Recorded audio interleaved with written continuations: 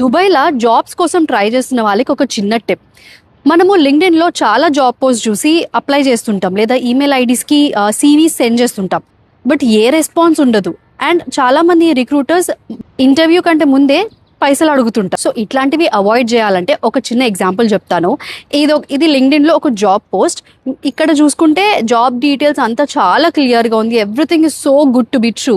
కాకపోతే మీరు పేరు చూసుకుంటే this person seems to be a recruiter.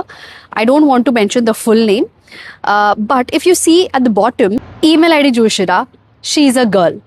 And also second thing మీరు ఒకటి చూడాలి ఏంటంటే ఈమెయిల్ ఐడి @gmail.com ఉంది. దుబాయ్లో కంపెనీస్, ప్రతి ఒక్క కంపెనీలో ఉన్న హెచ్ఆర్కి ఒఫిషియల్ ఈమెయిల్ ఐడి ఉంటుంది. ఆ కంపెనీ పేరు మీద 100% ఉండాల్సిందే. అవే జెన్యూన్ పోస్ట్. @gmail.com ఉందంటే this is mostly like freelance recruiter, consultation charges తీసుకునే రిక్రూటర్స్ అనమాట.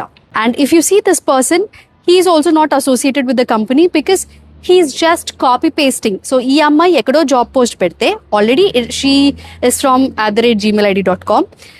ఇతను వచ్చి ఆ పోస్ట్ని కాపీ చేసి తన లింక్డ్ఇన్ ప్రొఫైల్లో పేస్ట్ చేశాడు. So both of them are not related to the company.